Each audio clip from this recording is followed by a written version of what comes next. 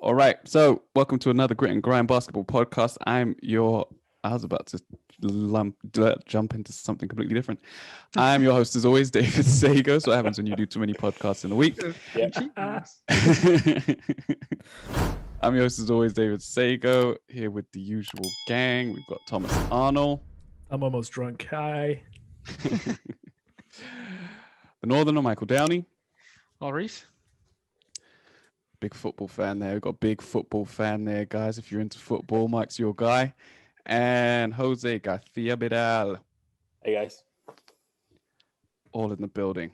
So we've got a little hodgepodge. Lots has been going on around the association.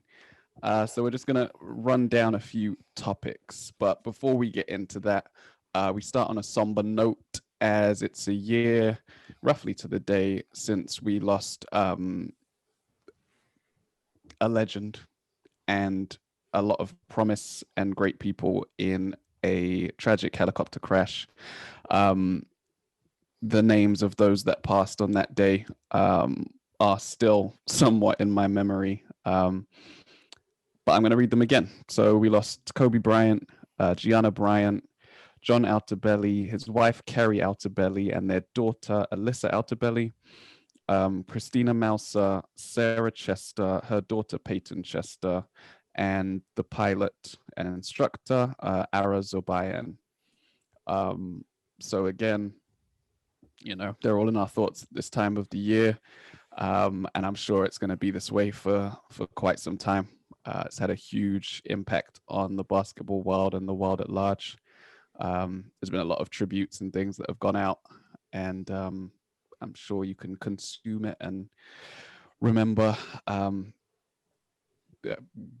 be brought back to hopefully the happier memories that you have of those involved. I would leave it at that. I don't know if you want to say something, Jose. You weren't around when we did our episode. I wasn't part of the crew yet. I think that Kobe meant so much for me personally, as I think that it means, or it meant to anybody that ever played basketball. But he was just so important in other areas in everything, really. He was so well known. And Kobe, I think that you just said, this is going to stick with us for a while, and every year we're going to remember. This is going to be one of those things where you're like, where were you? What were you doing when you found out? And it's a sad moment. But you said it right. I think we need to remember the good things. To me, I remember vividly watching the 2000. 2001, 2002 championships, and you just saw this guy just starting to become what he would become later, Mamba. So hands down, one of the best. So it's sad but happy for the things that he gave us, right? Yeah, for sure. So thank you for that. So from there we move on to the weekly goings on around the association. Let's start with flowers. Stephen Curry, the greatest shooter of all time, just became the second greatest shooter of all time. He equaled and surpassed Reggie Miller's record over the weekend, I believe it was. And he got a nice video interview with Reggie Miller's son. Reggie Miller's son's favorite player is Steph Curry. Steph Curry's favorite player when he was Reggie's son's age was Reggie Miller. So it's all come all through the circles. It's done a complete 720. It would have been amazing if Reggie Miller's favorite player was Del Curry. Wow. And Del Curry's favorite player was Cheryl Miller. Keep it in the family. So a lot has been said about Steph and his shooting prowess. I'm sure he's expected now to go on and take Ray Allen for number one. But there's been a lot of statistics flying around. I don't know if Jose, if you want to bring some to the table. Definitely. I thought I would manage to memorize them, but there's a lot of numbers, so I'm just gonna read them out. So obviously, let's go. Let's talk about the five players, the top five who had made most threes. Right. So we have Ray Allen with 2,973. Steph in second place, as you well just said, 2,562. Then we have Reggie Miller with 2,560. Kyle Korver comes in fourth with 2,450. And then number 5, James Harden, 2,362. Now, what's important here?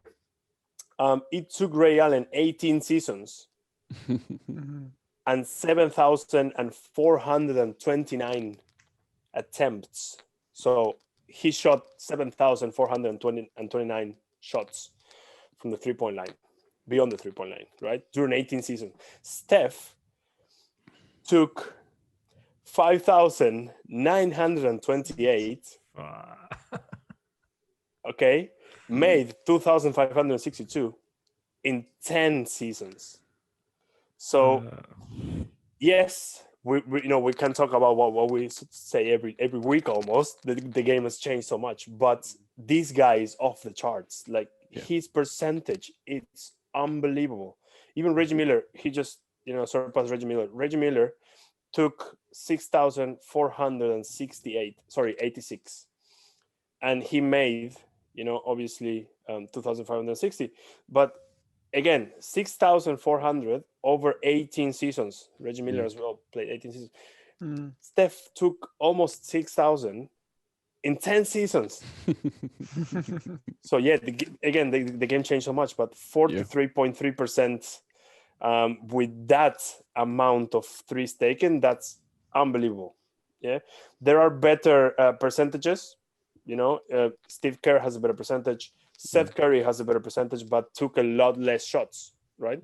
So what Steph did is and what he's still doing, it's amazing. And those guys, Steve and Seth, they get their shots from the defense being distracted, right? Role players. Yeah, whereas Curry is doing the distracting as well as hitting those shots. Yeah, I think it's just unbelievable. No, it's incredible. I just wonder because of what we were saying, like how much he's encouraged to take the threes, if it's going to be one of those insurpassable records. But I don't know. We'll see. I think the number of threes is going to be really difficult to match. He's been so efficient. He's pretty much been over 40% every season, except for last season, I think. And he grew up in like the inefficiency era. He came up in the inefficiency era, where the Kobe's, the Iversons, the McGrady's, it was more about volume. It was about how many points you scored, not how many shots you took to get there. And yeah, like it's an insane record. And you talk about how quickly the game has changed. Donovan Mitchell just set a record as well for the fastest player to 600 threes in terms of games. So it's going to be interesting to see how that list changes. Like you've already got James Harden, Trae Young. I think he's top. That. I think Harden is top 5 in makes in a season. But that's because he shoots so many. Like he'll loft 13 a game. Not now. Now he's changed. Now he's a point guard. He's floor general. Pass first. Yeah. But back in his Houston days when he was wild, he used to hoist so many. And it will be interesting to see what other gunners over the years broach that list, whether we'll see a Damian Lillard in there, whether a Donovan Mitchell by the end of his career gets in there. Ben Simmons is ready to turn things around. He's still a rookie. Yeah. Just turn the corner and You know, he's there. Clay Thompson could be in that list. Obviously, he's missed the last Yeah. 1.5 and will Yeah. lose the whole season. So, and I think he's one that could get closer to Steph. You just mentioned a couple of players which are really good, but I don't think they shoot the three as much as Steph does. Trey Young's the one for me. Sure, He you're right. started when everybody's like launching it. Right. So that would be the one that I'm like, okay, you. How's this gonna go? Yeah. I'm just calculating how many threes a game Ben Simmons has to take to catch up to. It's gonna be a while. One more. He has to play until he's 45. How many did we say? Over 5,000, right? That's how he's got. No, that's how many he took. He took 5,900. So 6,000. Okay, cool. You guys carry on. I'll button. All right. I guess Tom's not on this episode anymore. Okay. I'll talk in an hour. Jesus. Yeah, it's great, man. But Steph's just different. Just so good seeing play, isn't it? Like, and I said this a couple of episodes ago. Like, I'm a big fan of a big man game and the ball in the post and half court shots and all that. You know, I'm sorry, like half court basketball. You know, but I just see him play and I'm like, man, this is so fun. Yeah. There's something about like his quickness and like his intelligence on the court. Like it's great to watch. It's so much like you can tell the difference from like last year to this year. It's like, You can see in the numbers as well. Like you see that the Warriors are 8th in the West right now, and they were like the worst team in the NBA, and they were going to be the worst team in the NBA from the beginning last season, right? Okay, so Ben Simmons can take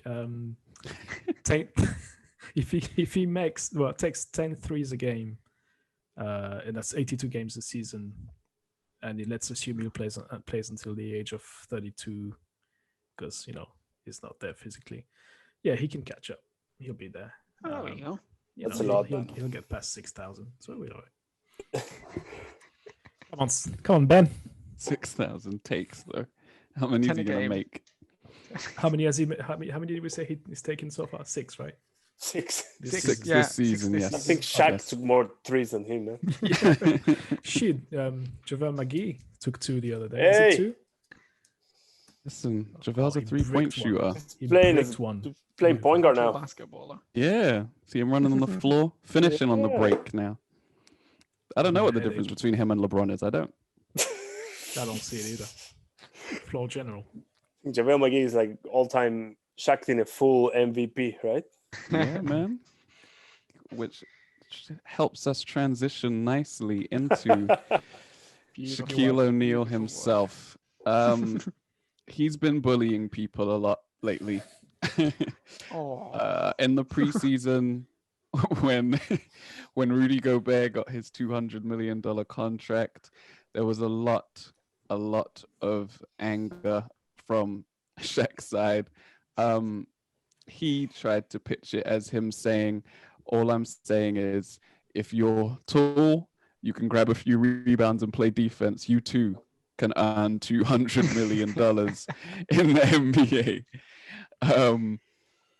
And the rest of the TNT crew, shouts to Kenny, shouts to Ernie, shouts to Chuck, was saying that he's hating, as he is, and he knows he is, but he also knows that what he's saying is somewhat true.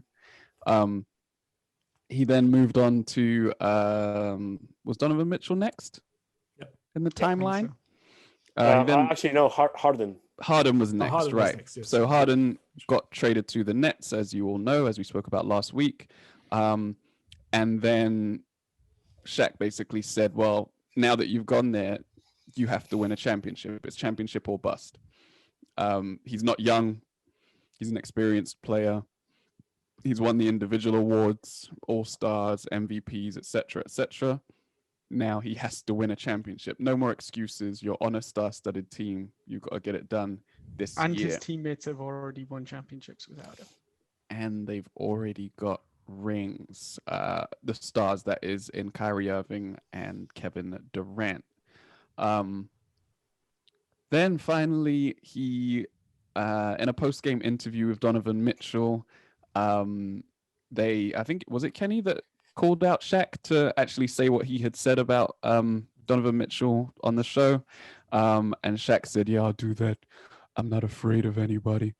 And he said, "You, to Donovan Mitchell, I don't know if you can take that next step. I don't know if you can step up." No, Like, he said, "I don't think you can." Yeah, I Yeah. don't think you can get to the next level or something like I that. don't think you can Gosh. step up and get to that next level to get to what I assume he means is a championship level where he can be the best guy on a championship team.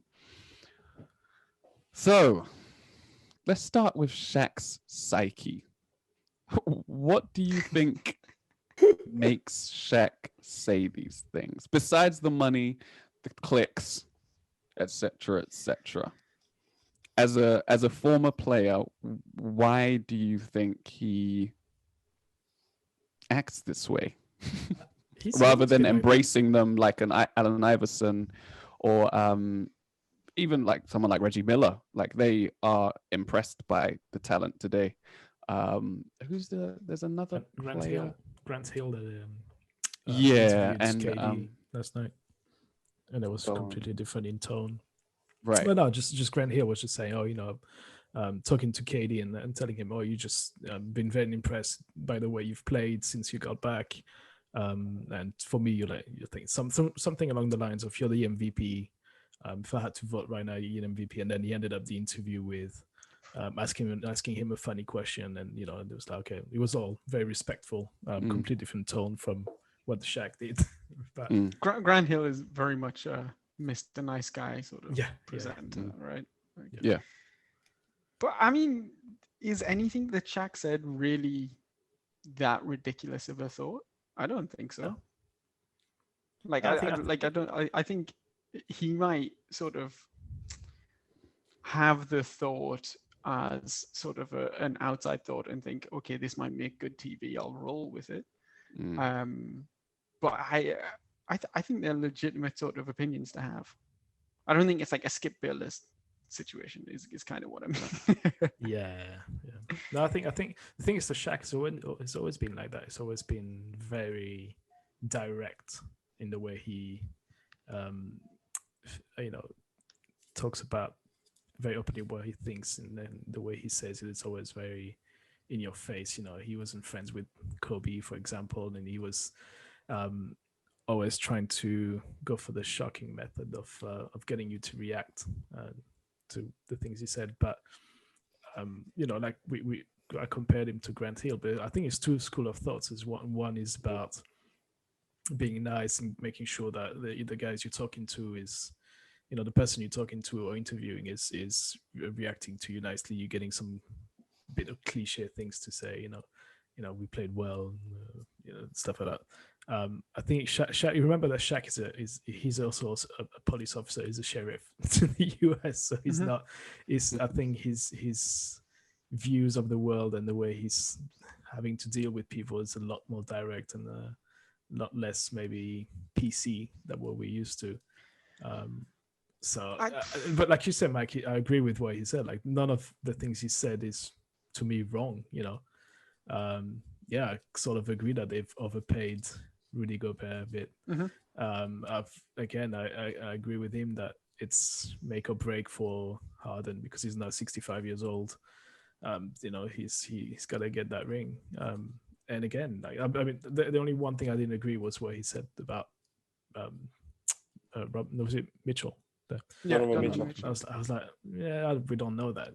I think he can get to a higher level, but again, that's his opinion. Like, we all have, like, you guys all think Harden is the best player of all time. I think he's just a great scorer, but it's a matter of opinion. So, I mean, if we look at like our top 10 players of the NBA, Donovan Mitchell wasn't in that list for anybody. Harden either.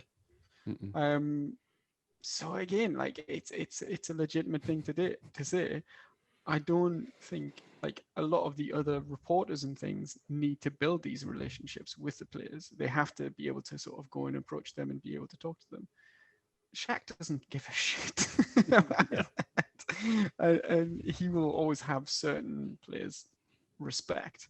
I think it's a weird thing to say about Shaq, given his history with the Lakers and stuff, but I think he's just a very demanding player. It reminds me a bit of like Roy Keane, where he demands the best out of the players. It's especially when it's his old teams or somebody that he respects. I think it's always championship or bust for Shaq. But if you've watched documentaries about the Shaq, you'll see that's the way he's dealing with his kids also. So that's why and the way he was raised. And the way he was raised too is the same. Is that there's not, to him it's just a normal way of expressing himself, and it's a normal way of dealing with people. It's absolutely fine. Yeah, and I think what he was trying to, you know, what he was trying to do is just to get Donovan Mitchell to actually take that leap. I don't think he was trying to put him down. I think he was trying to do the opposite. He was trying to get him. He should have done it on national television. And he did it live, right? The Shaq doesn't give a shit.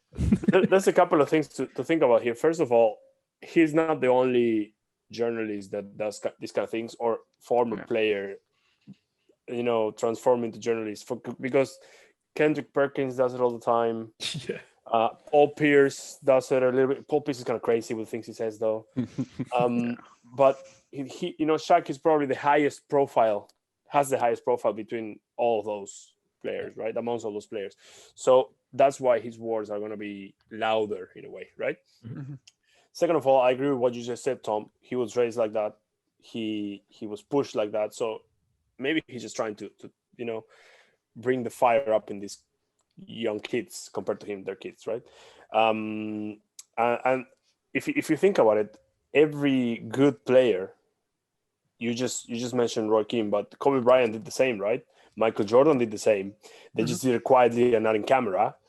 But, you know, maybe, you know, he cares about these players and wants to see them improve, right? Or maybe, and I'm going to finish with this, maybe he was just very bullied as a kid, so he's just, you know, taking it up on the younger kids, right? That's it. Possible. Yeah. Wait, you think Shaq was bullied? Hey, if you're a bit taller than everybody else, they're going to bully you until you realize that you're taller and you can beat them up.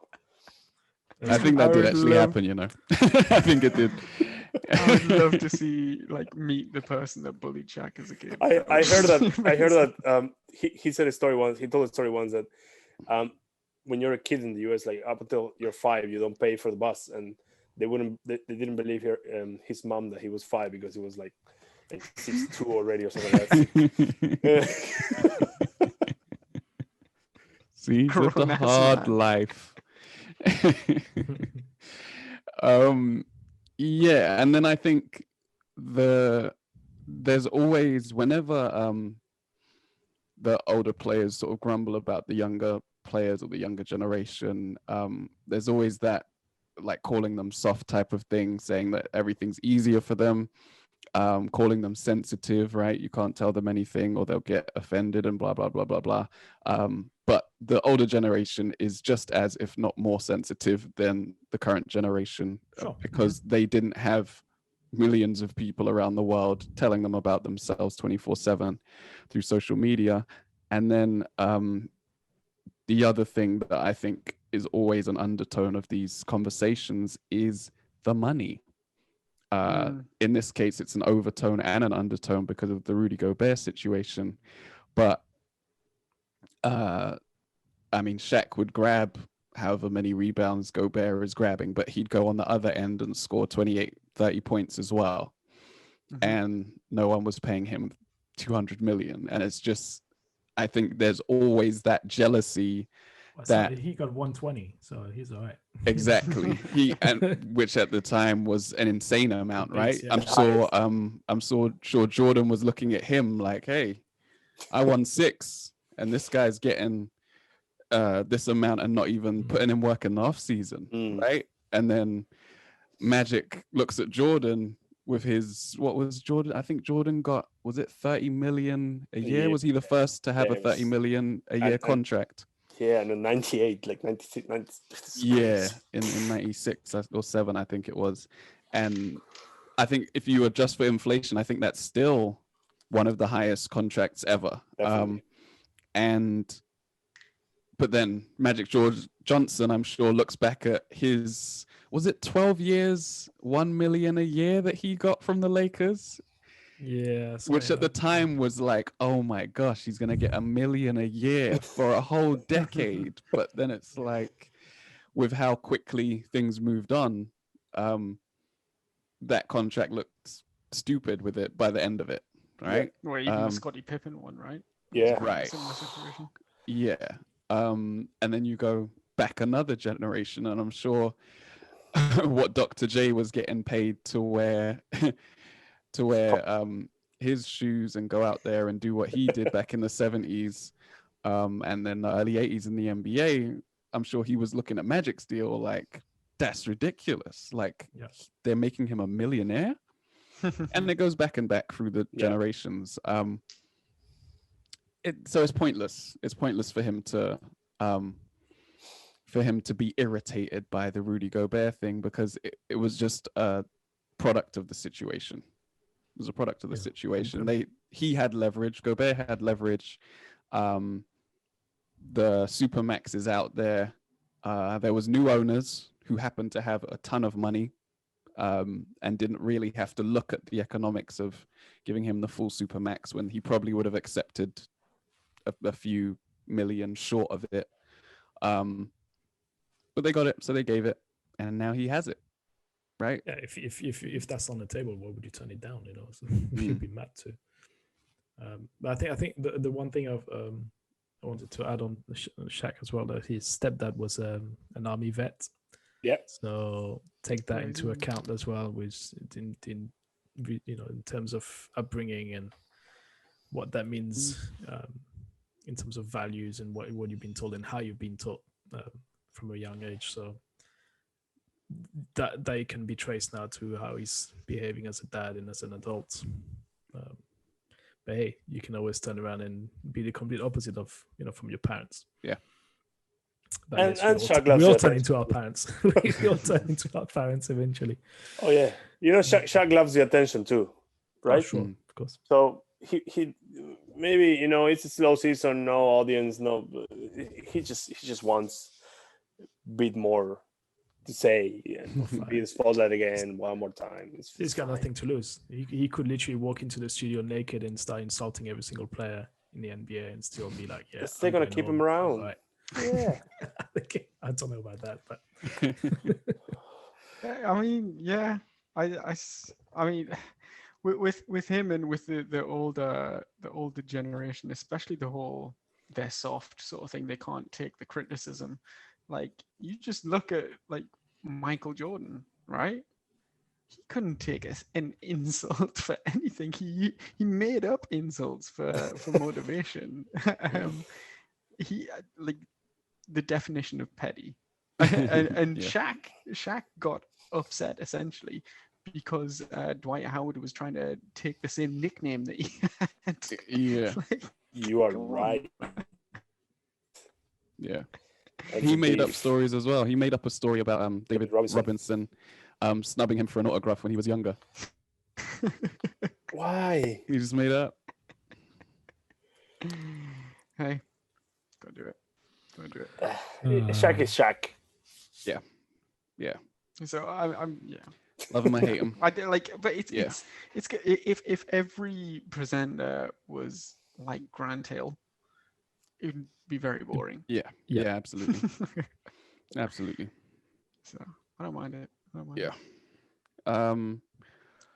Cool. So, actually, before we move on, let's keep going.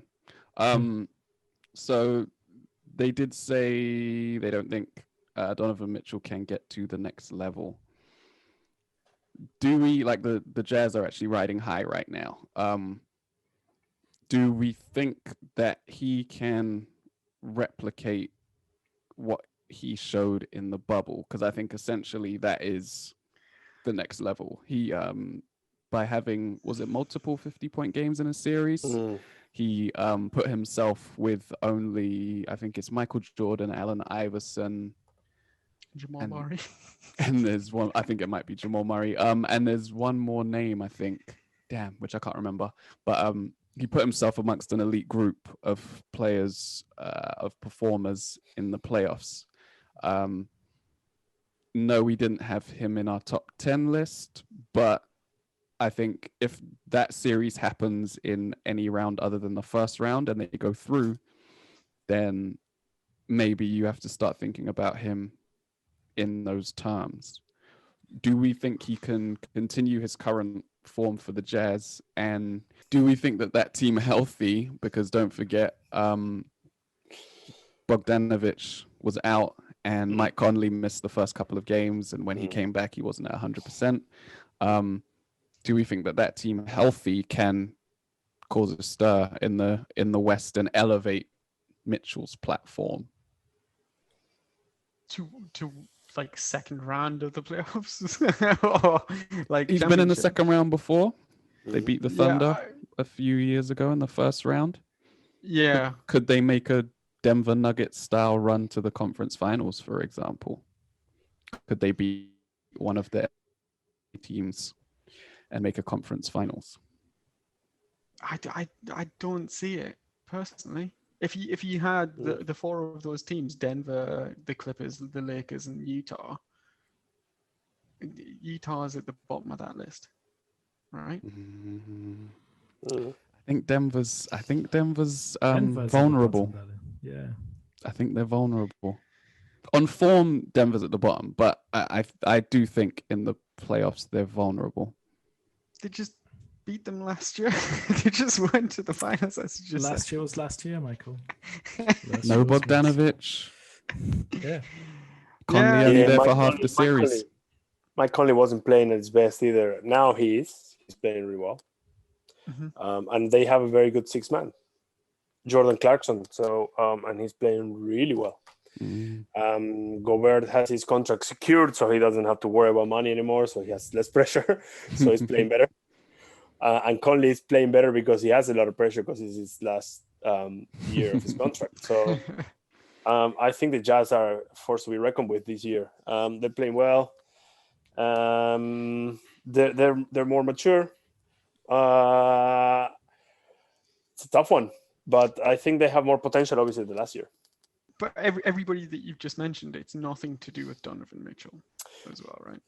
Yeah, no, we mentioned the Jazz. I think that, you know, the as a team, but having such good players around you is going to have to make him. It's going to make him get a different role, right? They will need him. They will go to him when they need to close games, when they face the Lakers, when they face.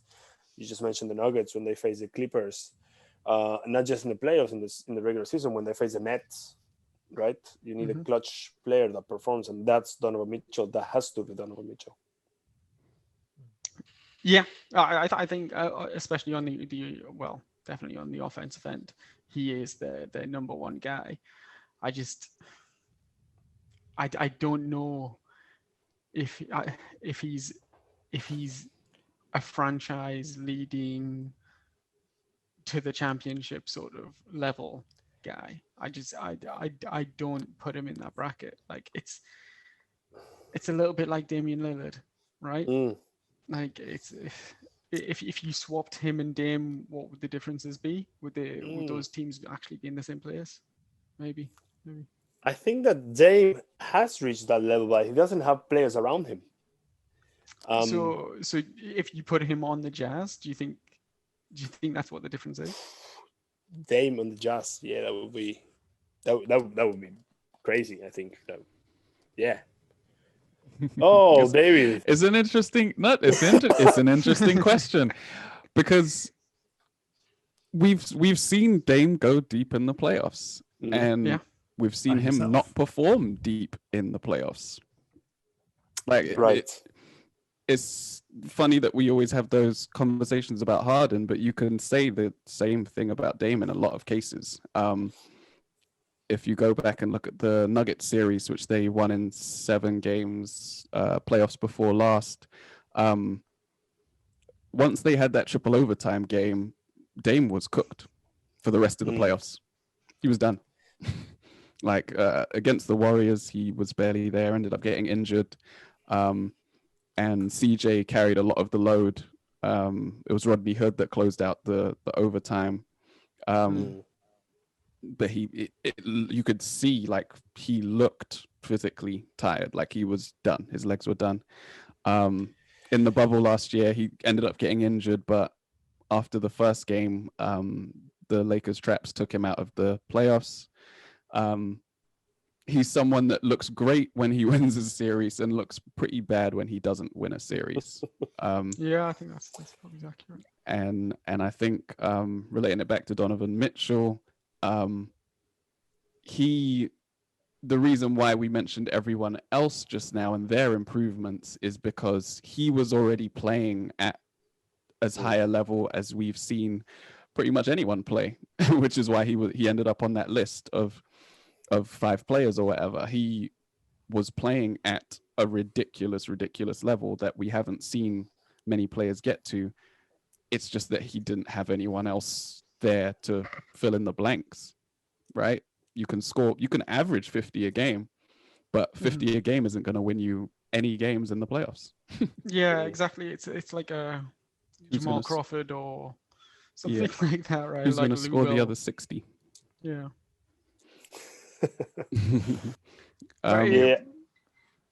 It's crazy, and I think that this is something that we can discuss, like dream trades and what would happen if we, that's for a different episode. But Dame it's just I think like what you just said is so true. When he loses, he looks terrible, but then he wins, and he's like, oh my god, he's next Jordan. Oh yeah, you think that for a second, but yeah. But I think that, Mike, by the way, we have an interview with Donovan Mitchell. Would you mind sending to his face later? Yes. Absolutely not. That's funny. But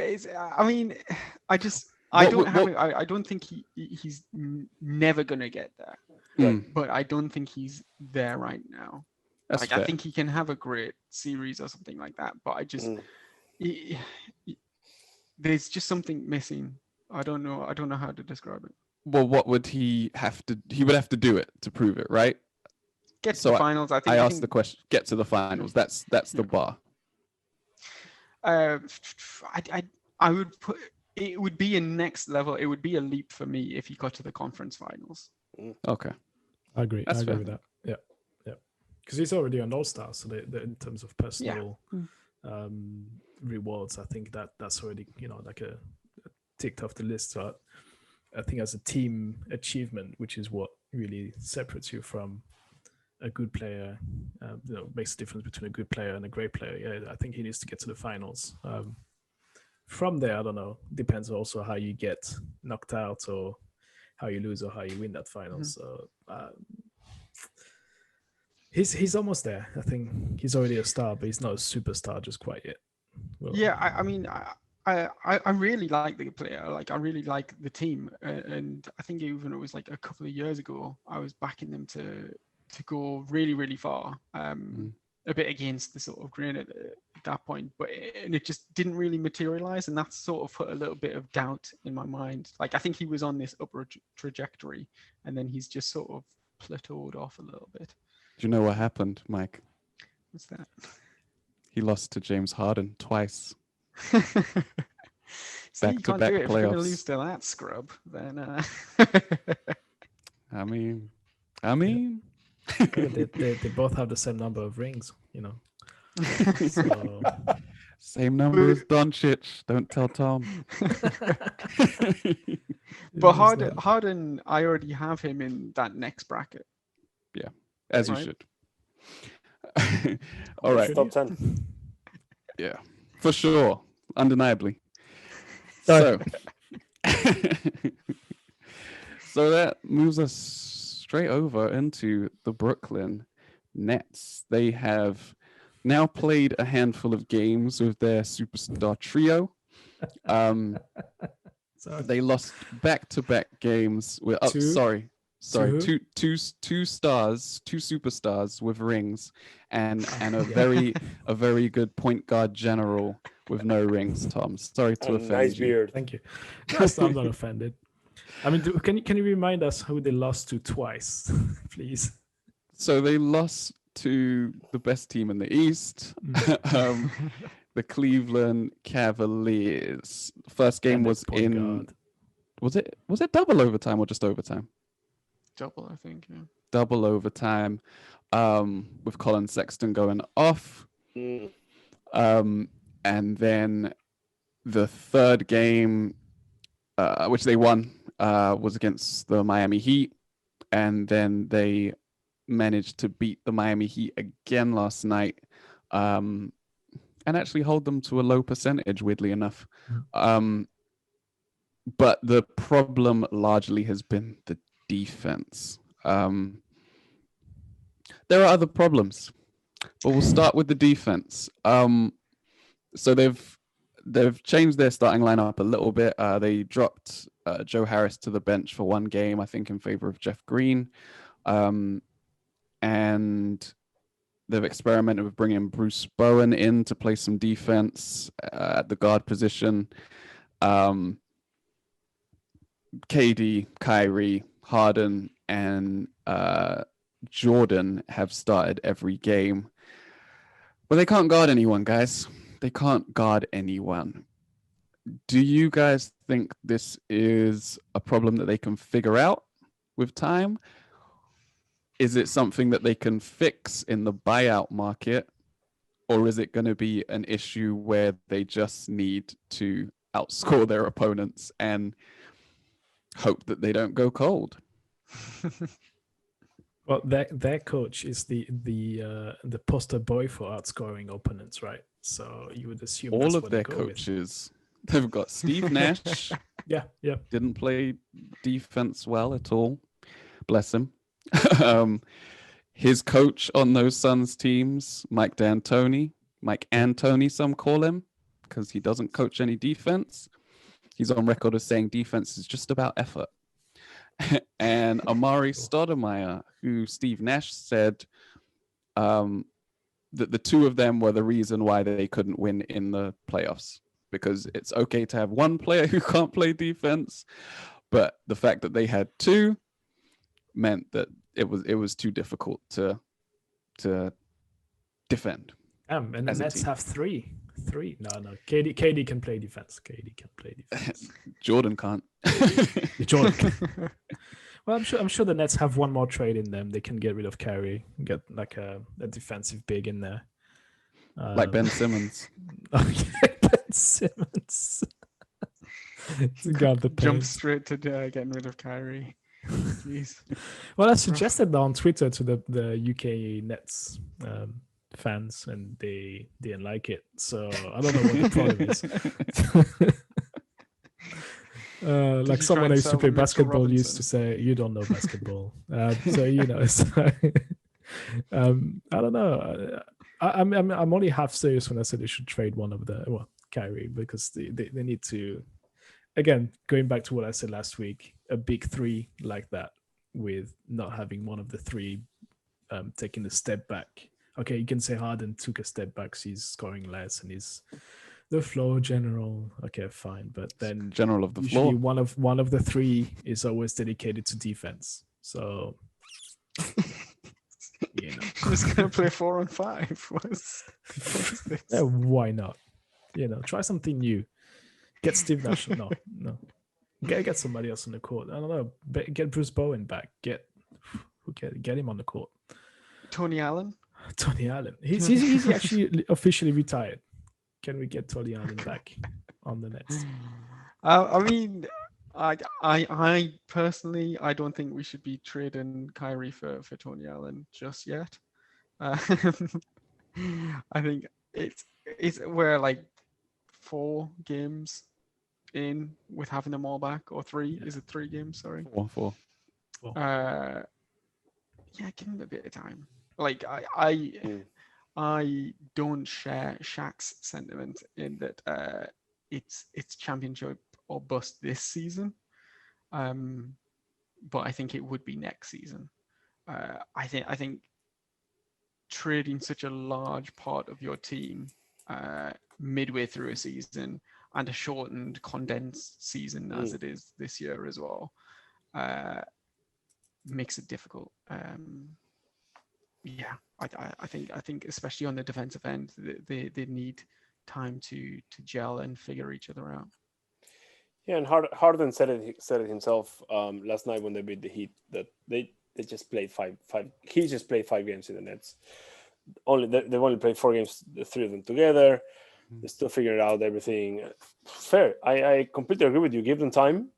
If by the end of maybe next month or midway through next month, we don't see a difference, then we know it's a different conversation. But right now, they just started playing together. Give them time. I think that they also are figuring out how they play in offense, which is obviously their number 1 priority. So once they figure that out, they can focus on defense, right? Right now, they're still, learning how to split the possessions between the 3 of them. Nash, I read that Nash wanted Harden to be more aggressive, which he was last night at the end, and he won the game for the Nets. So and let's not forget that that coaching staff, yes, they're all like terribly bad with defense, but they all Udoka is in there too, and he's a coach pop, old school, different basketball, so that he can be a good influence. So yes, let's give them time. I agree with you, Mike. I mean, I don't think that defense is ever going to be like their strength. Let's be honest. No. But it doesn't really need to be. Like, they just need to be passable, and then run the brakes off everybody else. Thomas? I mean, how long you got? Because I don't know, man. The defense, just the defense. Trade Kyrie this season. Trade Kyrie next season. Yeah, I mean, yeah, you could do that and then get Kawhi in and get Jared Allen and back. Giannis. And Tony Allen's only 39. Yeah, Gobert, get in there. That's fine. Anything can happen in this Norris league, Cole. So. He's busy right now. Can't get to the phone right now. Can't get to the NBA. I don't know, man. I'm with Jose on that one. Let's wait a little bit and then. I mean, is anyone on the coaching staff or front office on the Nets this season? Is anyone from the Sixers from the last few seasons? Because the only way they can keep running it back if there's somebody from the Sixers on that staff, and they'd be like, "No, that's fine. Let's wait another 5 years to win that arena." No changes. No changes. Keep running back. Keep going. I don't know, man. The Nets. We'll see. I'm sure they'll figure it out eventually, and they'll make me shut up in June or July. When they make it to the Eastern Conference Final. They will. And their offense is just so strong. Like when these guys figure out how to play together, they're just gonna be such a menace that teams are going to they're not gonna wanna attack them. They're just gonna focus entirely on not allowing them to have decently contested shots, because a contested shot for them is nothing anyway, for any of the 3 of them. Yeah. And if the 3 of them are properly guarded, you have Joe Harris, who's a very decent 3-point shooter, right? So one of the best. Very decent. Exactly, so extremely.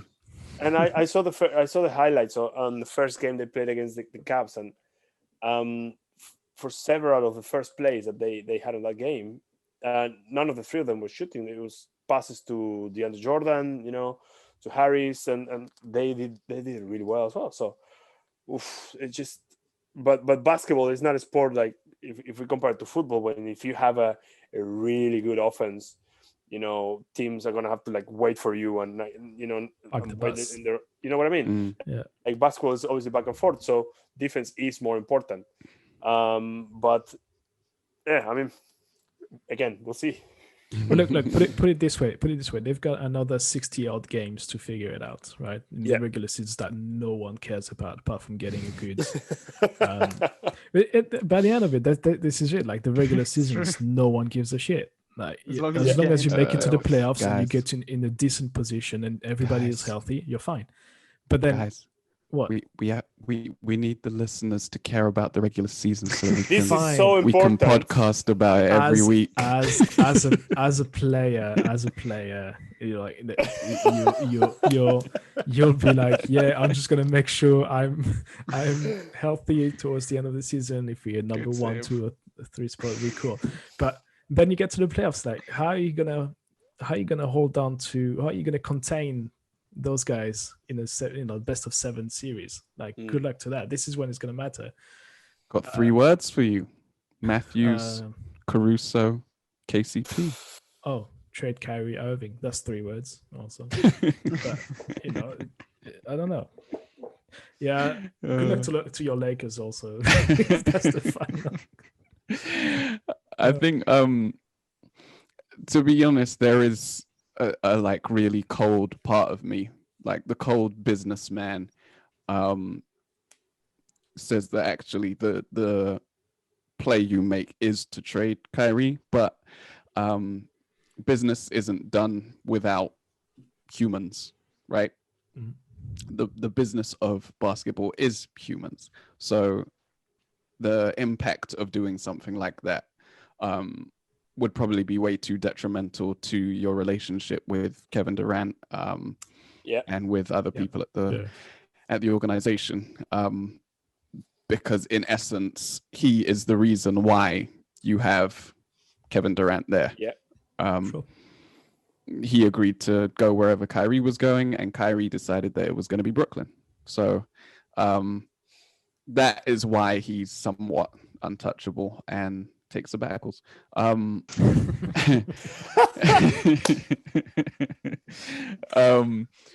So we all know that's probably off the table. What's this? Of course. They can likely get some players in the buyout market. I know Alex Len and Jordan Bell just got picked up. Was that by the Wizards? I think it was the Wizards. So that's 2 big men that are already off the market. Not that those names are particularly impressive and sound like the answer. I think it's going to be one of those things that they just have to improve on, obviously. But I don't think the personnel is going to get significantly better. And like Nash said, like if you have 2 people that can't defend or won't defend or whatever, it's just going to be a long night every night. And they're going to have to really push the envelope on offense. But luckily for them, they've got 3 of the best scorers in the league to do that with. But I do want to see what happens when they come up against like playoff Spoelstra with a fully healthy Heat and come up against the Celtics, for example, where they have a Smart to put on Kyrie, they have a Brown to put on Harden, and they have a Tatum to put on KD. Then what happens when things get tight? Be interesting to see.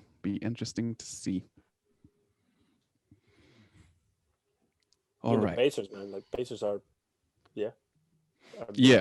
When fully healthy, a fully healthy Pacers team would worry me, especially with Sabonis in the middle. He's playing so well. The Sixers have excellent defensive personnel, and then have the offense to cause them problems on the other end with Embiid down low. It's going to be really interesting come playoff time. And then, so their other issue, or one of their other issues, is point guard Harden. The whole world asks for it. You shoot too much, Harden. You're baiting too many fouls, Harden. We know you're a scorer, Harden. How can you make players around you better, Harden? Ignoring the assist title he already has. So now we have point guard Harden. Steve Nash Harden. 6-man Harden. Shoots when he's open. And on offense, he gives the ball to Reggie Perry. Yeah. That's their backup center. Yeah, I know, but it sounds like a made up name, or like I know. You know that name when you said, "Oh, what's your porn name?" Oh yeah, Reggie Perry. Yeah, and this is what he's doing. One He's per episode, eh? No. I'm limiting myself. And I'm really, really, really, really fighting it. just like Harden. Yeah, so they need him to be aggressive, as you said, Jose. He did start being aggressive in the fourth quarter against the Heat and brought it home for them. He was taking mid-ranges. Did you notice that? He was like, "Ooh, I'm gonna pull up in the mid-range." He's been listening to us. He knows. Made one, He's missed I'm one. going to bring this back. Yeah, believe it or not, a lot of NBA players listen to our podcast. Mm. I know KD on his Believe third it burner or account. not. Harden, Donovan Mitchell, Shaquille O'Neal. Kendrick Perkins. Yep. Oh man. So is this the role that Harden needs to be in for them to win? Has he gone too far? I don't think it's what he needs to do for them to win, but somebody needed to change their style. So if he is the willing person, then cool. I probably would have more liked to see Kyrie do that, to be honest, because I think that Harden is a better shooter. Judging by the fact that he's had the scoring title for the past 3 years or something, or been thereabouts. Better shooter or better scorer? Better, I'd probably say both, actually. Yeah. I think scorer, No, actually. scorer, I think Kyrie's better around the rim, but I think Harden's got a better shot. Dun, dun, dun. You're looking at stats. God, look at empirical evidence. Oh, we fucking hate. When we spoke about the trade, we said that one of the three of them was going to have to sacrifice and change their game. Mm-hmm. And I go back and quote myself when I said Harden is the only one of the three of them that doesn't have a ring. Mm-hmm. So he's going to have to adapt. And he's doing it. Yeah. Mm-hmm. Yep. Fair play to him. Fair play. Yep. Cool. It's everything you ever wanted, Tom. I'm still waiting for Tom to say something about the Knicks or something. Not said anything. We're I all right. think- We're hanging in there. The one thing that I would say is it's all very nice when it's the honeymoon period and everybody's trying to get along and everything like that. We saw something similar when Russ went to the Rockets, I think. He changed the way that he played, but as soon as the heat gets turned up a little bit, that's when you see if that's actually going to hold out or if it's going to fall apart and people are just going to go, okay, well, I'm going to have the ball now. Dribble. Step back, all over. But you could always get the opposite, right? Where they're like, oh, no, you take the shot. No, you take the shot. No, you take the shot. I don't think that's going to happen. You could. Love to see it. I'd love to. But I don't know. I think they're all like they've all been the prime scorers and the prime guy on a team at some point. Yeah. So they all have that belief in themselves that they are the guy to rely on, I would say. So I don't know. I like they're all pretty smart guys, pretty smart basketball players. Sure. So I hope that they can adapt and get the best out of each other. It's good to see, as Jose was saying, like the sacrifice that from one of them to try and make it work. So. This talk of Kyrie never backing down, never being the one to sacrifice. I think Perkins said it, and then yelled it once they started playing together. But I've got some stats for your head top, Mike. There you go. Kyrie Irving, career 39.1% 3-point shooter. And he is at 42.5% this season. James Harden, 36.3% career shooter, and he's at 35.6% this season. How many Trade shots? him. How many Trade take? him. Stop cheating so much. But okay, yeah. I mean, I think It doesn't honestly, say it doesn't say how guarded they are. It doesn't say whether they catch and shoot. How many dribbles? It doesn't say how many dribbles. If he travel on the step back. how many 4-point plays. Stats don't lie. Stats don't lie. All right. How about Sure. points per game? How about that? You said both, Mike. We gave you a chance. And one of them had to play with that ball hog LeBron James. God, Gosh. imagine having to defer to that guy. Horrible. You know, he's the one that we mentioned earlier, that players like Jordan and Kobe and even Shaq, get the best out of their teammates by insulting them and pushing them. LeBron motivates you, I think. He's the opposite. At least that's what I feel like he does, He's just picking you up and motivating that follow my lead. Right? He does criticize, but it's mostly behind closed doors. I think that's the difference. The way it should be. But he will, if people make a wrong decision or whatever, results in a turnover. Even sometimes it's like, it was his fault. You might see him be like, no, but you should have done this. Or he'll refer back to an older play where you should have done something just to deflect from what he's just done on his possession. There are criticisms and things that come with playing right. LeBron for sure. But I just don't think, he's as closed off as Kobe was. Right. Kobe was pretty uncoachable, man. He kept himself to himself a lot more, whereas Jordan was more sociable. Sure.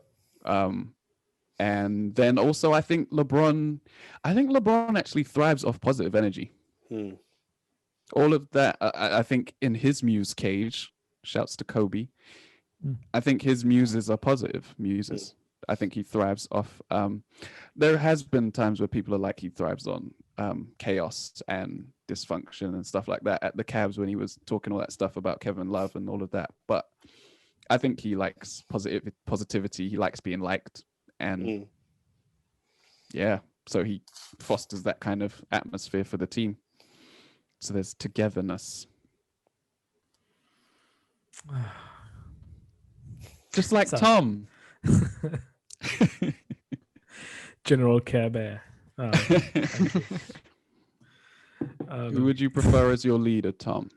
LeBron James, who talks about happy things and keeps things real sterile, child friendly, or James Harden, who's going to go to strip clubs with you and make that's what she said jokes? I mean, he's gonna know which one's the best to recommend as well. Like he's been to all of them. He's been to all of them. Any time in the day. But then could he make a difference between all of them? Like would he still know where he's been? Like if you go to so many strip joints, like this sort of all look the same, right? Do you think he knows strippers by name also? Yes. All their names are in his phone. I'm sure it's real. We laughing, but anyway. I'll called take Mercedes, LeBron. This I'll one's take called LeBron. Lexus. This one's called Range. That's Crystal. Mercedes. Gosh. What's going on? Yeah, I don't know what's happening. What's happening is the show is over, guys. Feels like a good thing to say right now. So, thank you for listening. We know where the rails are. This show's not off the rails. It's on the rails. Sure. We've had West. We've had West. Remember, only inspired by you, Tom. Remember to like, share, subscribe, review the podcast wherever you listen to it. 5 stars, please. If not 5 stars, get back to us on social media and give us your feedback. Support us there too. At Grit and Grime Pod on Facebook, Twitter, Instagram. What else do I say here? Hi, guys. Watch us on YouTube. Watch. You can see our faces. And I think that's it. No, it's not it. Tom. Nope. What? Plug your podcast. Why? Because I said so. Okay. because he was on it. This That's not true. That's not true. It's not true, Yeah, Michael. right. It's not true, Michael. Not true at all. That would be Plug it. narcissistic, Michael. That's a Shaq move right there. Yeah. Hey, Yeah, see that most closing your thing. dominant. Yeah, you can also watch us on Catching Up with the Nerds. And thanks to Dave for showing up last night. It's available now. Apple Podcast and YouTube and all the good stuff, all the good places. Yeah. Shall we carry on talking about WandaVision? I don't know. I think we said everything yesterday. Yeah, no, I'm we sure didn't. enough. But let's move on. Spoilers. So, Sorry. from me, David Sagoe, from Thomas Arnal, Shout out to Reggie Perry, Mississippi's finest. from Michael Downey, Good night. and from Jose Garcia Vidal. Bye bye. Rev those engines, and we're out of here.